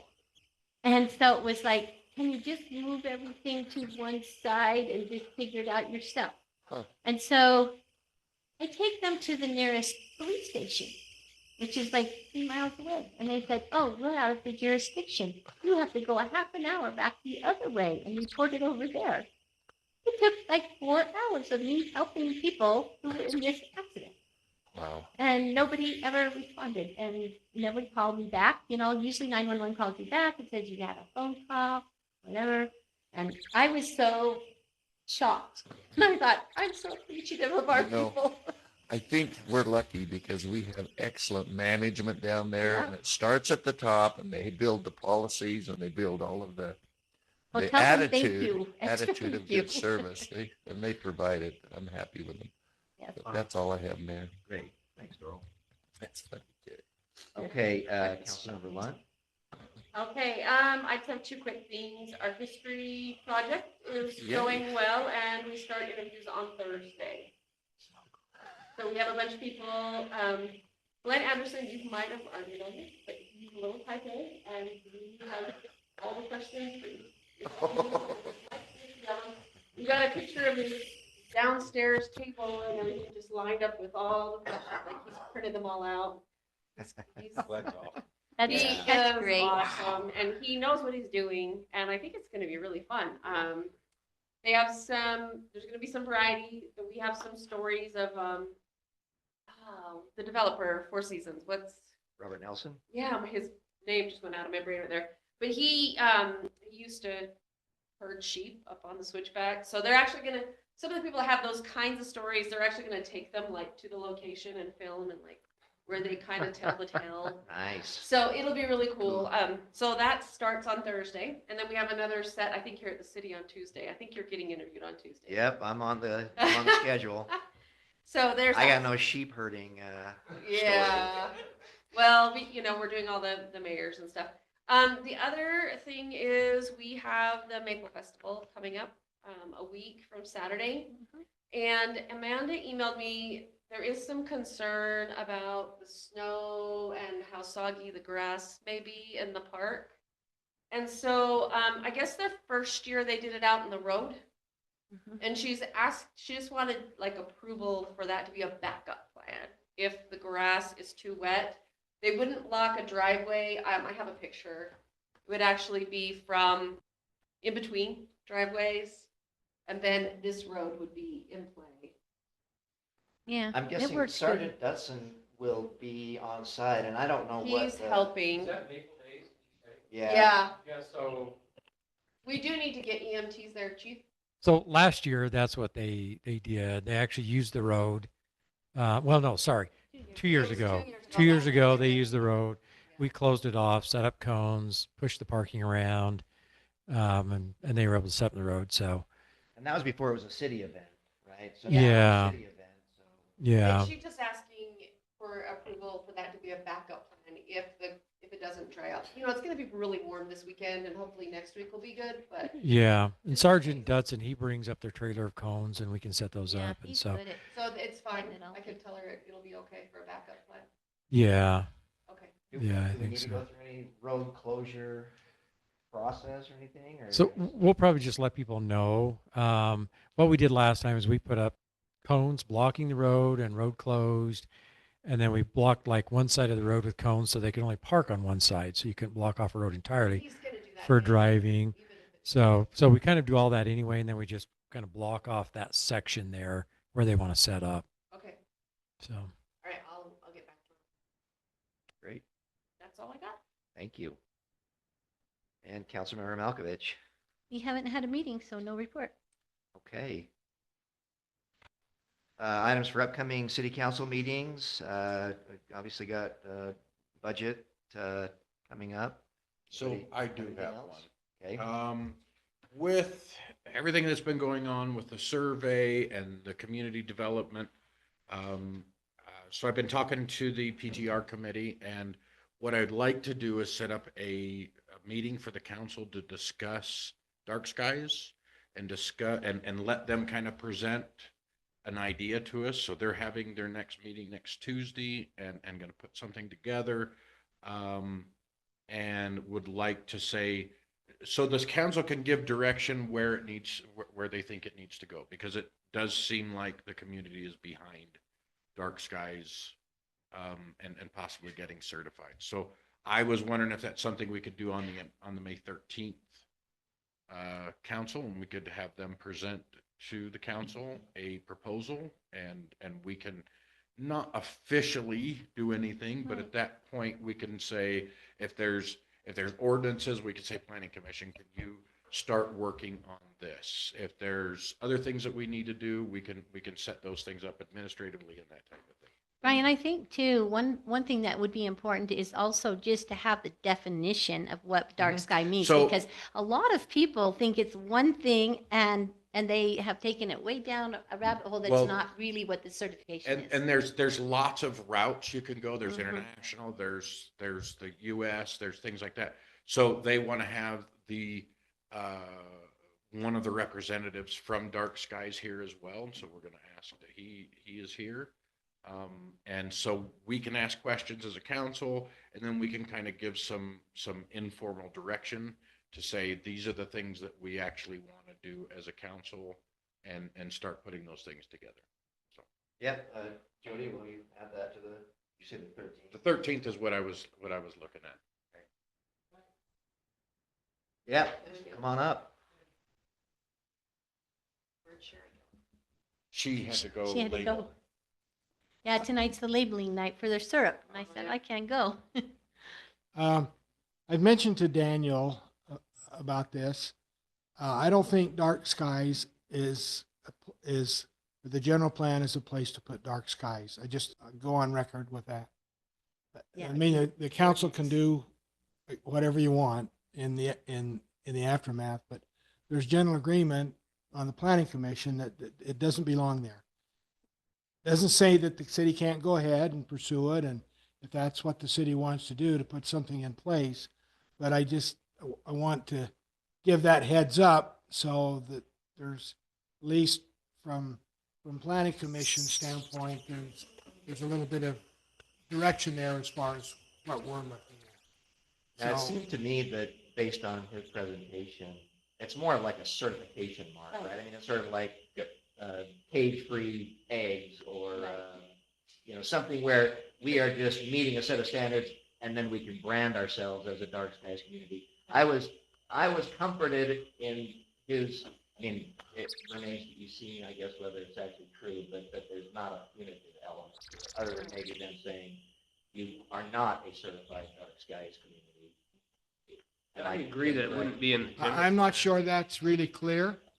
Yeah, Okay. so that's something we. That's something, these are the questions that we want, that as a council, we Mhm. need to ask and not make assumptions ourselves. Now, Right. general plan or not, it is something that there's a lot of interest in from the voters Right. here. And that's who we've been asked to serve. I think it's not general plan. I think it would be a resolution. It would be a resolution that we are going to try to be certified, kind of thing. Correct. And But then there are- We're paying a grant for something possibly that is not part of the general plan, and they shouldn't be working on. It could be part of the strategic plan. Yeah. Yeah. Yeah. Yeah, But they're not funneling money away from our. no, grant. Right, but they No. wouldn't funnel For money this away from the purpose. grant. The consulting firm, this would be separate, I think, from what the consulting firm doing as far as our general strategic plans. right. This would be for informational purposes for the city to Yeah. decide if it's something we want Yeah. to look Because the into. person who's the main point of contact is the dark skies representative. Make So sure he's not So, billing us but separately. he is an expert at he dark is, skies. I don't doubt So, that. so he can take off one hat, put on the other. I do it every single day. As long as he's not charging the bill at the same path. Correct, Well, correct. This is, remember, we already this have is him as it's a not representative of Dark Skies Internet. I think he's hour international. to hour, it's a set fee. And that is what we're asking him to do as a representative, not as a consultant that is doing our general plan. This is something completely separate from the general plan. Yeah. Now, the questions were asked in the survey, which kind of gives, I appreciate it because it kind of gives us direction of what the people want. Because I might not want it, but if the people that have me in this seat want it, then I need to work for it, right? I'm not saying that I don't. So whether it's in the general plan or not, and I don't disagree that it shouldn't be in the general plan. I'm just saying Dark Skies is something that there are people that want, and I think we should have a council meeting that we can discuss it in the discussion section, and we could give some direction. If there's legal things that we need to look at, if there are things where I know that they've proposed a lighting ordinance, and that lighting ordinance might have some things that say that stuff we can't do, even though some people say we can do it, some people say we can't. We might need to, as a council, say we want to actually have the lawyers look at this and say, okay, we are willing to put the money up for that. But we need to have that discussion. It's not something. Yeah, I that think just for I'm gonna make that call. informational purposes, I think it's worth listening to you because I don't think it's as, I think we're mostly there as a city. But My understanding is that we're really. yeah, and it depends on the level you go to. But I think for the general part, so I don't think it's worth getting the information. I mean, you don't have to make a decision whether you want to do it or not. It's just learn about it. I'd be interested to learn about it and see how close we really are or what comes from it. So. Yeah, I think. And I think it depends on the certifications you go for. Jody's dying over here. Jody, and then Diane, you wanted to say something, just So, come up to the microphone. I would encourage you to look at the ordinance that Elkridge is actually looking at passing. They are not looking at becoming a dark sky community because if there is some violation, that if they don't follow it, they are penalized. But they are looking at passing a more restrictive outdoor lighting requirement, and it's basic, it'll go on to shield lighting, what kind of lighting is appropriate. They give a breakdown. They've got examples of it, and I'm happy to send it to you, but I think it's a well-written ordinance, and I think it would alleviate the concerns of those individuals who might be worried about light pollution, but at the same time also allow those individuals who are concerned about safety and being able to have a light on for when you come home late in the evening and having a motion sensor light go on after the hours of 11 p.m. and things like that. It's a well balanced. I think motion lights and safety lights are still allowed. Boyle did a lighting Yeah. ordinance, it's Just 16 people like pages that. long for dark sky. I know, it's huge. Well, That's the recommended ordinance of 16 pages. No, that's what they put together.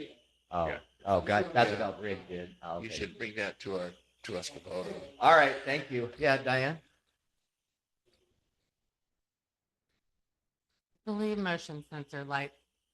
Which one's light? This one? They're both Yes. like- Yeah. Okay. I believe motion sensor lights for when you're entering a home are always acceptable in all the dark skies ordinances that or rules that I've read. But I want to know which organization, because there are more than one Yes, they in are. even just the state of Utah. So what is it we're actually considering? And if we are, have we looked at the different ones? That's, they have it, and they're putting that together on But which one is Tuesday. from your contact? Daniel? I honestly don't know. And I think his idea is to give us information on all of them, right? Oh. Not come promoting any specific one, but give us the information on all of them. So we can decide even if it's something that's worth looking into, and if so, which one?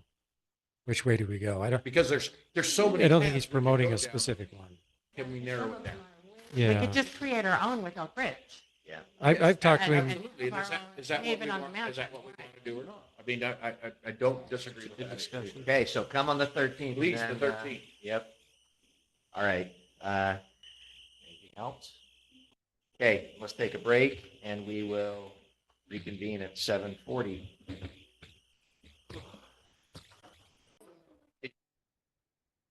She convinced me. Oh, nice. Oh, so you've changed your idea on that. All right. Wow, she's very persuasive.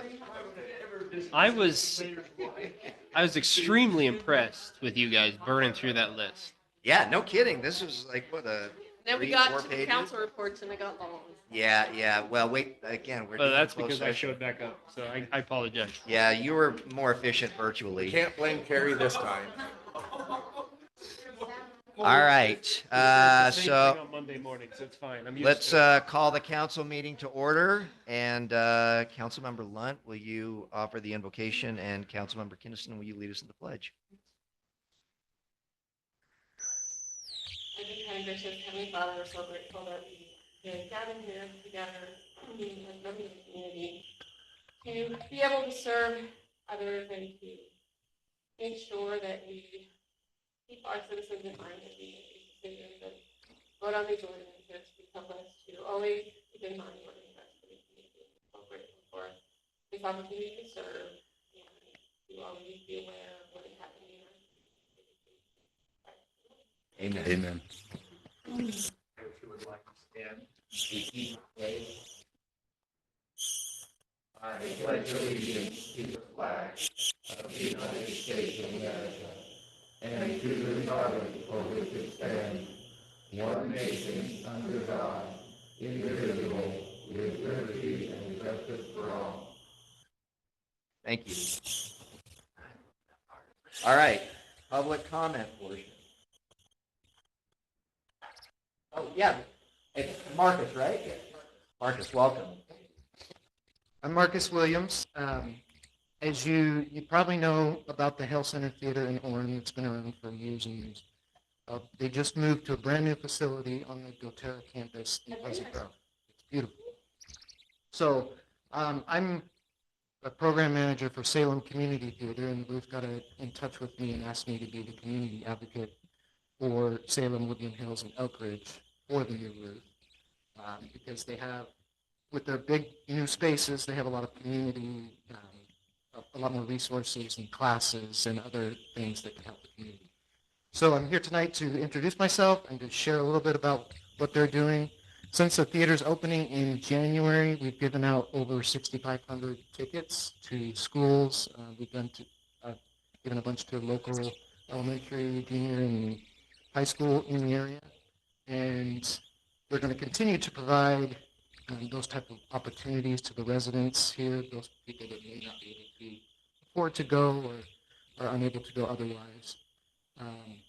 So tonight I'm here not just to introduce myself, but also they have provided 50 vouchers for the city that you can do whatever you want with to give to employees or citizens or however you want to use them. Each voucher is good for 2 tickets to the current show, Jersey Boys. So if you're a fan of Frankie Valli and the Four Seasons, It's a good play. yeah, we went last week and it's really, really good. So whoever you want me to give these to or how you, it's up to you how to Give use them them. to the Right to mayor that guy and right make there. sure we all- He's got employees. It is. Do you have like something that we could put in our newsletter to let our residents know that, not about these, but about just about the group in general? That we could put out that, that you came and so people know about it. Sure, absolutely. I can provide something. Yeah. So if you can get Janet, if you want to maybe Yeah. exchange contact information. Then we can- Well, I'm on the page, but I mean, it's somewhere. Yeah, I can look it up on the website. So, we used to have been with Chris, but As long as you two know to connect. Okay, I'll and- connect with you. Yes. yeah, so Janet, I would let her know. Anyway, you shoot me an email and then I can add it to it.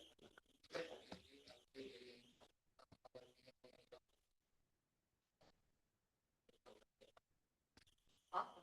So the new I've been to the Orem round a few times, and we've had great experiences there. So I haven't been to the new one. Is it open then, or is it? Yeah, it's amazing.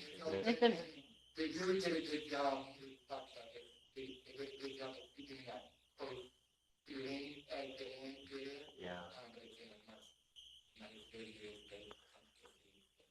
So one of my friends was trying to put some theater classes at the International Performance. Then I went to it. And you'll put information about where it is and their number and that kind of stuff. Okay, in paper. Cool. Thank you.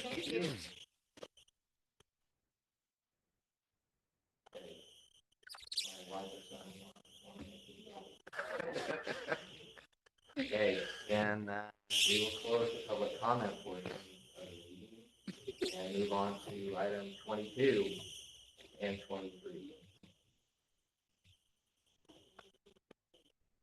What was that? Yeah, I'll move Okay, that we 22, approve 23, and 24. February 25th, March 1st. And you want to do the fund disbursement? Do we do all of them? Oh, I think we need a separate one. Jody says no. Jody says yes, you can. Okay. Yeah, you Well, just say. I move that we Read the approve the consent. consent agenda. I'll second. Okay, so Councilmember Hutchins, motion seconded by Councilmember Malkovich, all in favor? Aye. Opposed? Carries. Item 25. I'll make a motion to approve ordinance 2025-11, amending the city development and construction standards for subdivision 2.9.2. Okay, motion by Councilmember Hilliard, I'll second. seconded by Councilmember Malkovich. Councilmember Malkovich, Yes. Councilmember Hilliard, Yes. Councilmember Lund, Yeah. Councilmember Kinnison, Yes. Councilmember Hutchins. Yes. Okay, item 26. Ordinance 2025-12. I'll make a motion to approve 2512, amending section 10-8-2. Okay, a motion by Councilmember Hutchins, I'll second it. seconded by Councilmember Lund. Yes. Councilmember Kinnison, Yes. Councilmember Lund, Yeah. Councilmember Hilliard, Yes. Councilmember Malkovich. Yes. Passes. 27, 513. So moved. Motion by Councilmember Malkovich. Oh, yeah, to change. Wow. Yeah, Good to put catch. the, thank you. I did write that down. Yes. So there's- Yeah, Yeah. and I would have that written down too. Yeah, I had it on the other side. Yes, so, my motion is to recommend this, ordinance and to change the wording from, take out the parentheses of Not vinyl. not vinyl and put in galvanized chain link. Okay, so that's a motion as amended by Councilmember Malkovich, Yes, thank you, Jody. I'll second it. seconded by Councilmember Lund. Councilmember Malkovich. Yes. Councilmember Hilliard, Yes. Councilmember Lund, Yeah. Councilmember Kinnison, Yes. Councilmember Hutchins. Yes.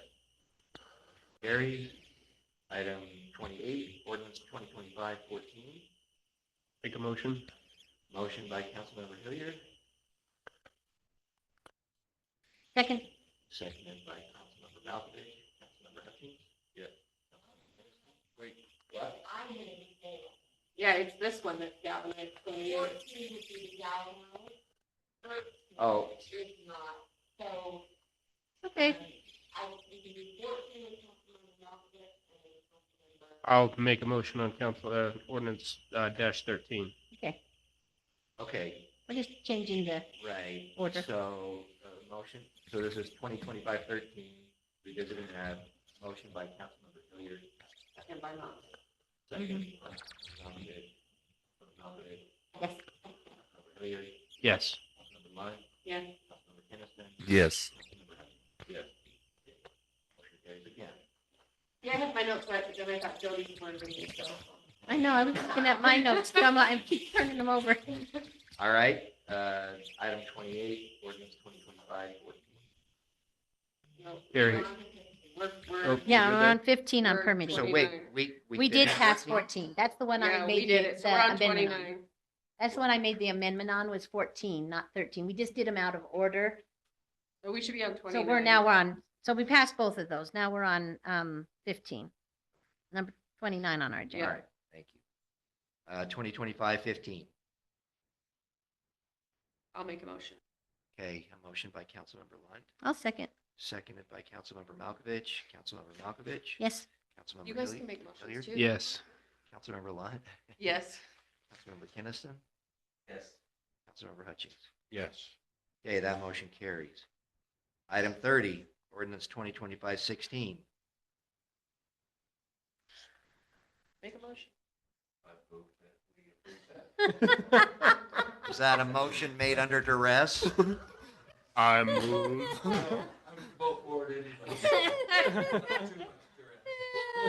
That was a deep voice. I I know, I heard it. All right, so a motion by Councilmember Kinnison, move. I'll second that. seconded by Councilmember Hilliard. Councilmember Hutchings? Yes. Councilmember Kinnison? Yes. Councilmember Lunt? Yes. Councilmember Hilliard? Yes. Councilmember Malkovich? Yes. Motion carries. Ordinance 2025-17. Okay, this is the other one that needs changed. Right? We're taking uncoded to galvanized? No, that, we already did that. No, I there's think it's another in one. 2 of the It's in 2 of them. ordinances. Oh. 10.11.8.c, sections 4. 8 through 10. Okay, so will you make that Yeah. motion, because you've got it? Sure. I will move that we approve 2025-17, amending section 10, tac 8, tac, or 10, tac 11, tac 8, tac C, sections 8 through 10, with the change of deleting uncoded chain link and making that galvanized chain link. I'll second it. So a motion by Councilmember Hutchings, seconded by Councilmember Lunt. Councilmember Hutchings? Yes. Councilmember Kinnison? Yes. Councilmember Lunt? Yes. Councilmember Hilliard? Yes. Councilmember Malkovich? Yes. Okay. I won't twist your arms anymore, thank you. It would have been funny if it failed for a lack of a second, to draw you in and then dangle you. All right. Item 32, ordinance 2025-18. So moved. Okay, a motion by Councilmember Malkovich, I'll second that. seconded by Councilmember Hilliard. Councilmember Malkovich? Yes. Councilmember Hilliard? Yes. Councilmember Lunt? Yep. Councilmember Kinnison? Yes. Councilmember Hutchings? Yes. Motion carries. And last of the roll call votes, item 33, I'll make a ordinance motion on this 2025-19. You better. Okay, a motion by Councilmember Lunt, Yeah. Yes. seconded by Councilmember Kinnison. Councilmember Hutchings? Yes. Councilmember Kinnison? Yes. Councilmember Lunt? Yes. Councilmember Hilliard? Yes. Councilmember Malkovich? Yes. Okay, that motion carries. Item 34, authorization to sign the interlocal agreement regarding the Utah County municipal election. Brian? Wait, Brian, you want to Wait. do this one? Brian, I'm going to move that we We are ready. authorize the mayor to sign the interlocal agreement with the Utah County municipal election, and we vote down fast cast and vote down ranked choice voting in the city of Woodland Hills. Okay, now, we can do that as a non-specific agenda item? Okay, all right. She said we could. Yeah, all right, so that's a motion by Councilmember Hutchings, seconded by Councilmember Kinnison. All in favor? Yeah. Aye. Any opposed? Motion carries. Large purchase requests and sales, so, I'll move. okay, so to sell the skid steer And and the, the Kubota. and the and to Kubota. buy the street sweeper? Mhm. Okay. Yep. So a motion by Councilmember Malkovich. I'll second that under duress. Each item? Oh, Oh. it's gotcha. Okay. it's on the agenda as the same agenda item. Well, I mean, We can do but- them So at two the separate. agenda Yeah, I don't- item is a purchase request. I guess it And is. sale, it says both. Yeah. That's why I put both in. So do we need to have it separate? Okay, okay.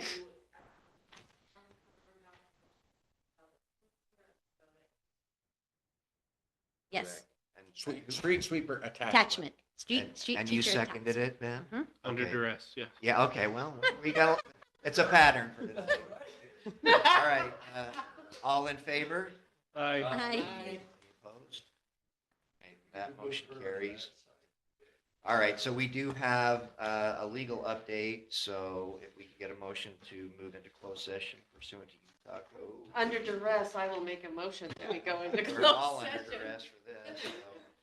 I'll second that. Okay, a motion by Councilmember Lunt, seconded by Councilmember Hilliard, Councilmember Malkovich. Yes. Councilmember Hilliard, Yes. Councilmember Lunt, Yes. Councilmember Kinnison. Yes. Councilmember Hutchings. Yes. Okay, so we are in closed session, so our guests are invited to leave. Thanks for coming. I'll also make a motion that Jody doesn't have to include all our duress in the minutes. Yeah. All right. Turn off mics because there's nobody on. Yeah.